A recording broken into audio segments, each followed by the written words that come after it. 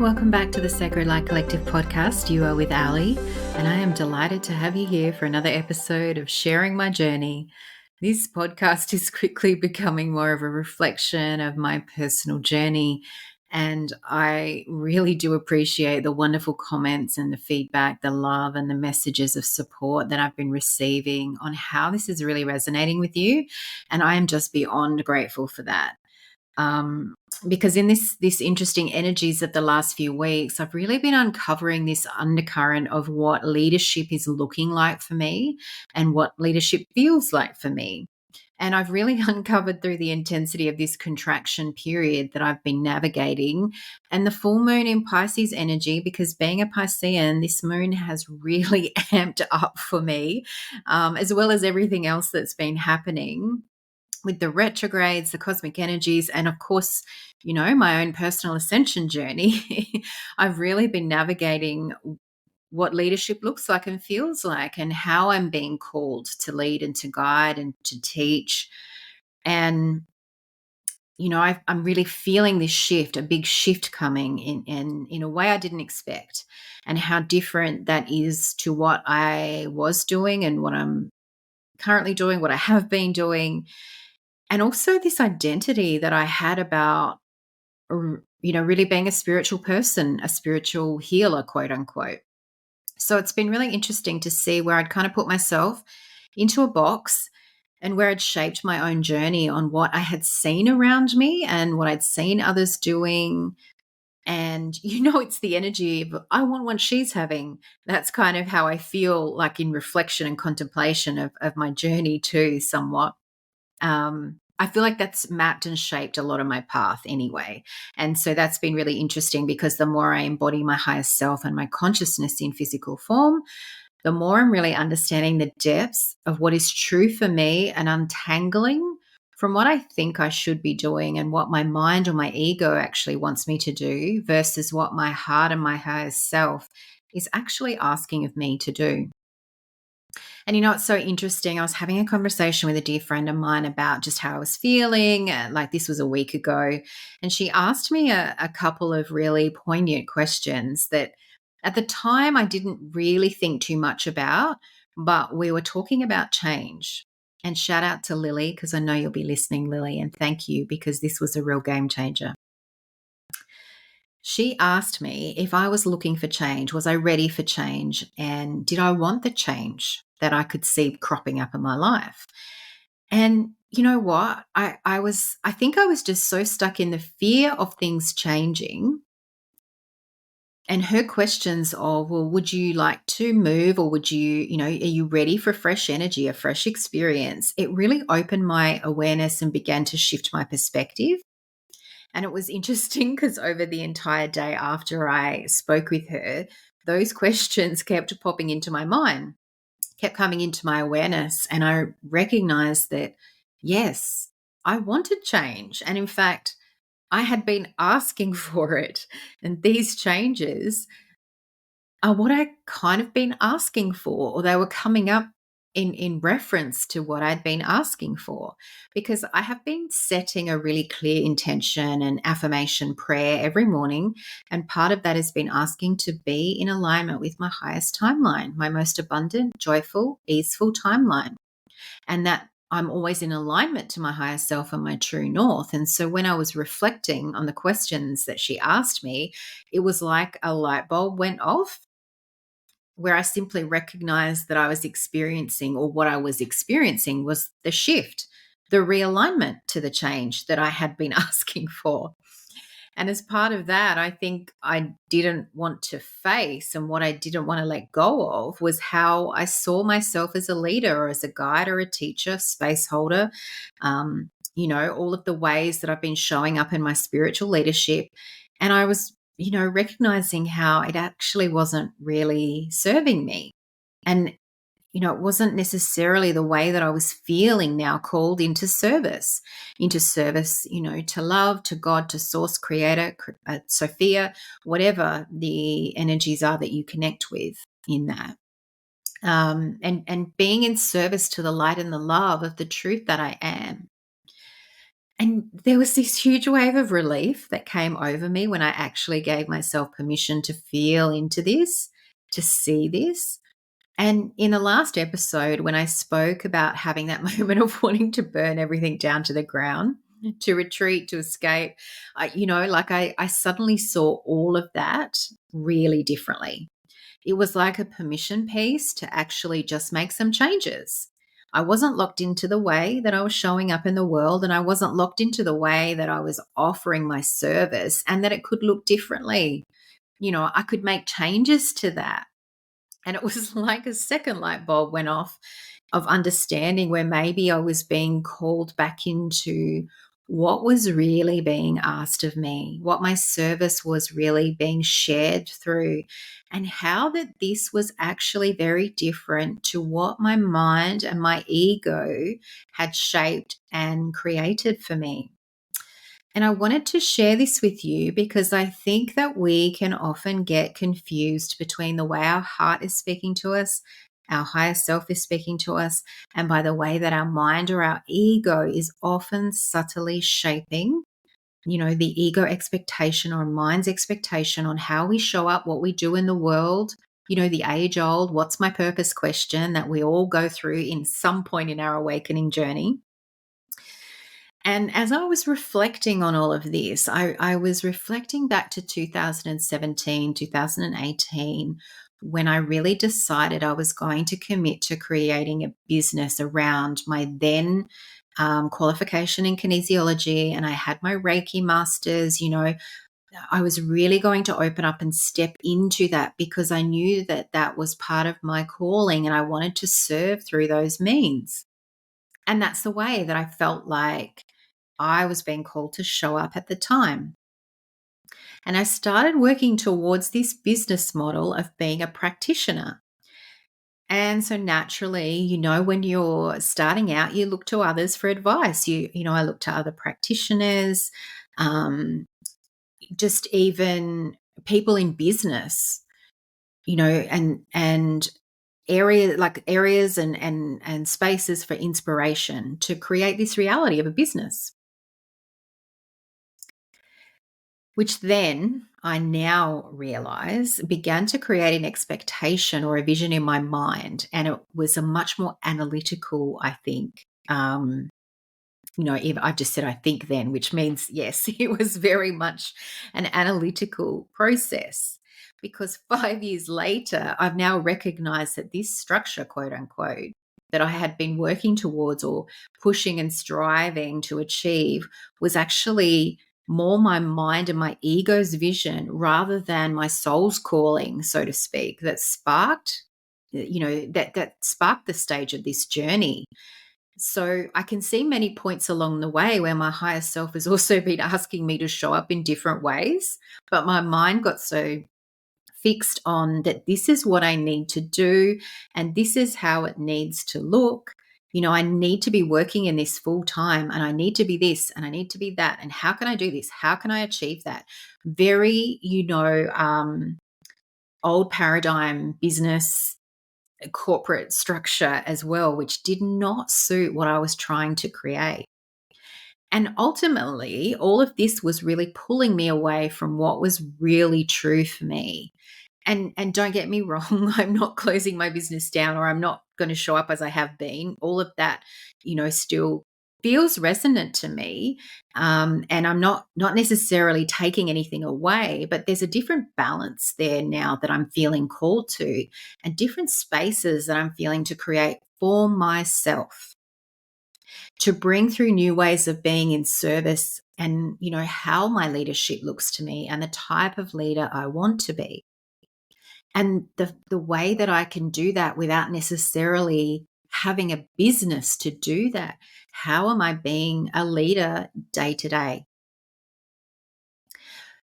And that's really the reason I wanted to share this with you again, because I feel like it doesn't matter what you do in life, whether you're listening and also running a spiritual business, desiring to run a spiritual business, or you're a mum, a student, you work for a corporate organization, or just, you work for someone else. It doesn't matter what you are doing, but how can you show up in your own personal leadership within that? environment, that experience, that space? How can you connect with other people? How can you bring your light, your truth, and your expression of service into whatever it is that you are doing? Because sometimes the dreams, the goals, and the desires can get a little blurry behind the mind's expectation, society, family, or cultural beliefs and values, the what we think we should do or that we think we need to be doing. And so leadership for me is really becoming part of my state of being, leading from my own heart and higher self, and leading from being in deeper communion and union within myself, with less emphasis on what I am doing or how I am doing that, or how I'm showing up in that versus how I'm showing up for myself. What am I doing every day to walk my talk? Where am I recognizing that before it gets to the point of hitting the escape button, that I do need to retreat and go within? And because a powerful leader honors their needs, right? A powerful leader knows when they need to recharge, to reset, to observe the ebb and the flow and the cycles, the contraction and expansion, right? A leader also doesn't have to look like somebody that's in the spotlight. Oh my goodness, you don't know how good that felt to receive that. A leader doesn't have to be somebody that is in the spotlight. That's something I'm rapidly feeling for myself at the moment, because I was chasing this idea of needing to be in the spotlight, needing to have so many followers, needing to have this footprint on social media or wherever. But it doesn't actually feel like that is as important to me in the truth of who I am. That what I am doing day to day, in and out, around my own home, around my community, my friends, my family, that is just as important as what I am sharing publicly. I guess what I'm really feeling into about this is matching, matching the frequency or my frequency and everything that we do, because there's a tipping point that occurs there. And I think that I was showing up for other people, believing that I was needing to do that to be in service to others.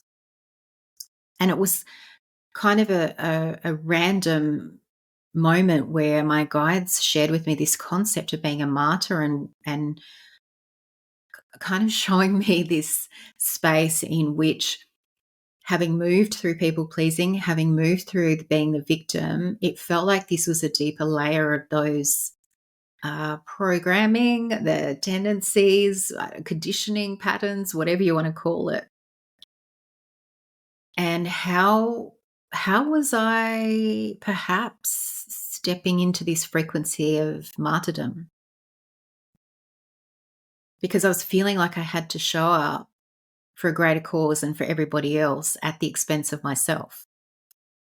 And it was almost like this deeper level than the people pleasing work, deeper than the victim mentality. It was a deeper feeling of that I needed to, or that I had to suffer in order to serve others. I had to accept that I would receive less in order to raise others up. I had to give more of myself to rise or to raise everyone else without bringing myself along. So there's been this really interesting energy of kind of leaning into this idea of being in the frequency of being a martyr. And it was quite confronting. And I'll be honest, it's something I'm still not super clear on. I don't necessarily understand even what that means, but I can feel it. And while that is still landing around how I move through that, it's just been really interesting to suddenly look through this different lens and to see where I felt like I had to do something, and where I should do something, even though it was not necessarily in truth for me.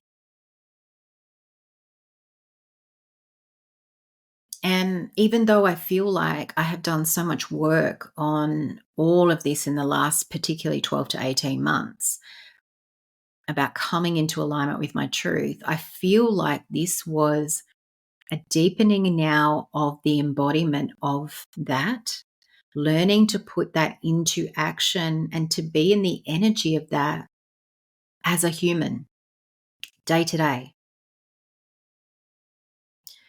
And this feels like mixed feelings, because there's part of it that's really exciting and expansive. And then there's part of it that's a little uncharted territory. And, when I was tuning into this program, or the template of this Martyr, I was seeing that there were many points across some different incarnations or past lives or alternate timelines, whatever way you look at it, where this is being playing out and where I've been holding this from. And it felt like one of these really powerful moments during this contraction period, and potentially why I was drawn into this contraction was to be able to see and feel some of the depths of these programs, or this conditioning that I've been carrying, or that my soul has been carrying, to be able to merge these, because it feels like a lot of tying up of loose ends, a lot of coming together, a lot of completing energy for not just myself. Like, I'm definitely seeing that in one-on-one sessions and just in my conversations with friends who are walking the way as well. And so I really felt drawn to share, particularly, this concept of a program of being a martyr. And I'm trusting again that there be someone that needs to hear that or will resonate in some way, shape, or form at some point.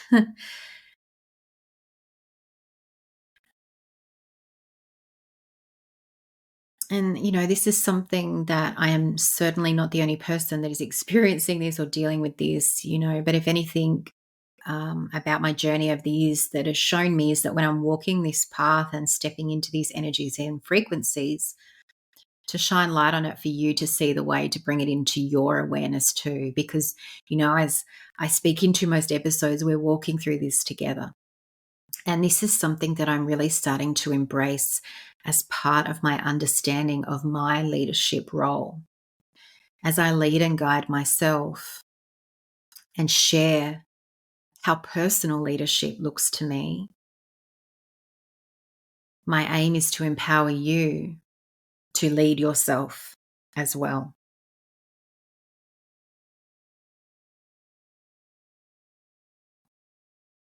Because that is really at the key to my personal relationship with leadership, is those words, personal relationship.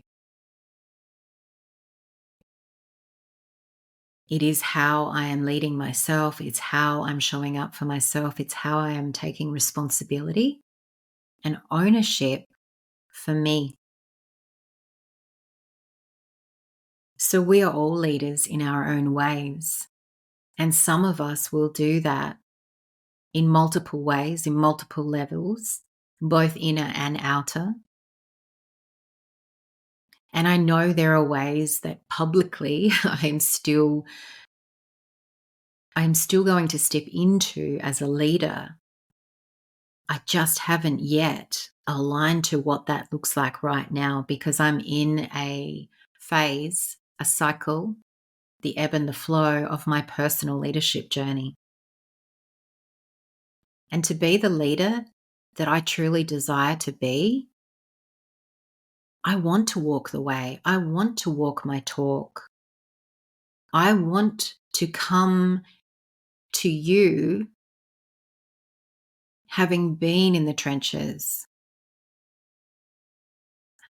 slogging through the mud, in the depths of the fire.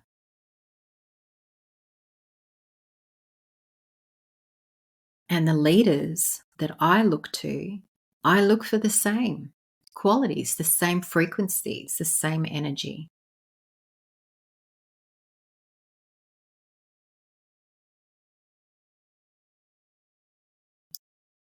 We are all worthy of being our own leader. We are worthy of being our own guide, our own teacher. We are worthy of following our hearts.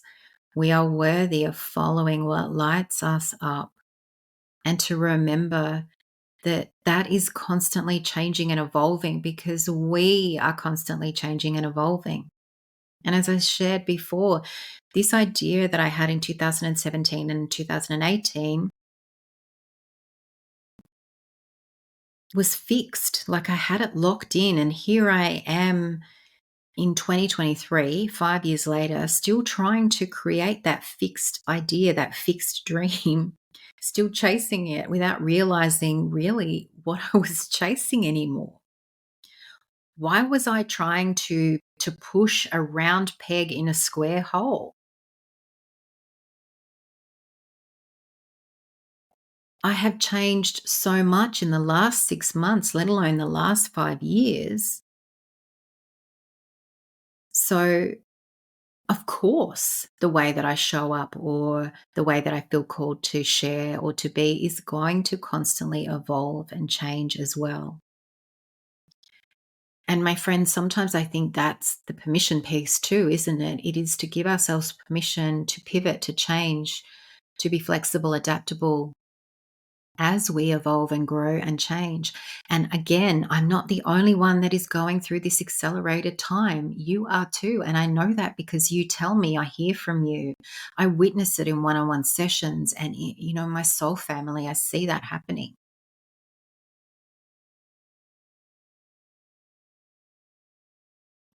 And I feel like we don't speak into enough that it's okay to change our direction, to change our mind or our direction based on what our heart is calling us to do. Regardless of what anyone says externally, because you're worthy of following your heart's desire.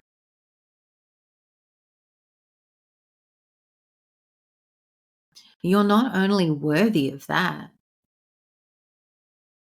it's the truth of who you are, at the core of who you are.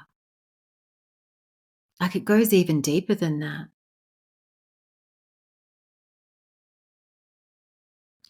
You didn't come to earth to have a physical experience as a spirit in form, to live a fixed experience. You came for a journey, an adventure, an experience. You came to constantly evolve, to change, to grow.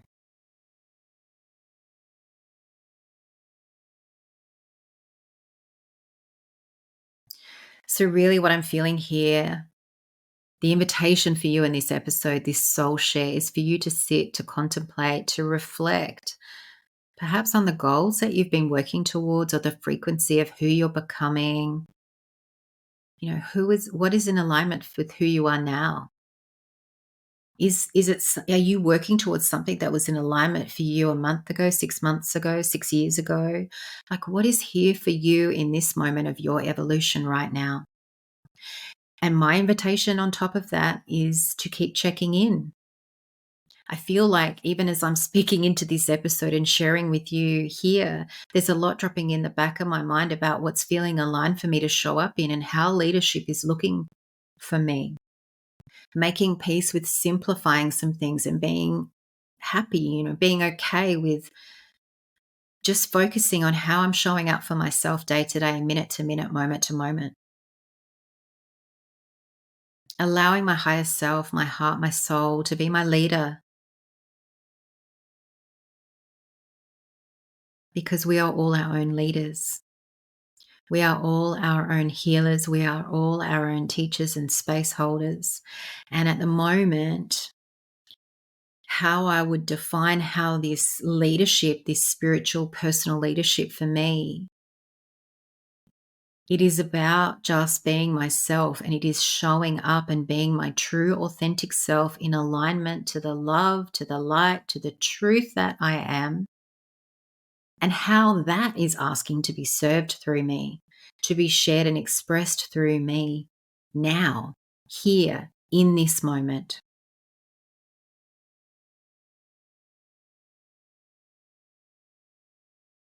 And that's not to say there's not bigger goals or dreams or aspirations that might come in or that I might have as an overarching theme. But for me, what I'm feeling right now is that the slate is clean. I'm starting from scratch, and not in the way that I'm throwing my hands up and burning everything down. This is now coming from this place of understanding of what truly feels in alignment for me to show up in a way of my service and leadership. The letting go of the identities, the labels, the expectations that I had for myself and for my life, and just starting with this clean sheet of paper and not avoiding what my true self desires for me, what my true heart's desires are, because of what my mind thinks I should be doing, but just coming into the moment, this present moment, with what feels true right now, what feels aligned right now, and knowing, being at peace with, making the choice to accept that what that is today could be different tomorrow, and that that is okay. I am only responsible and accountable to myself, not to anyone else, to myself.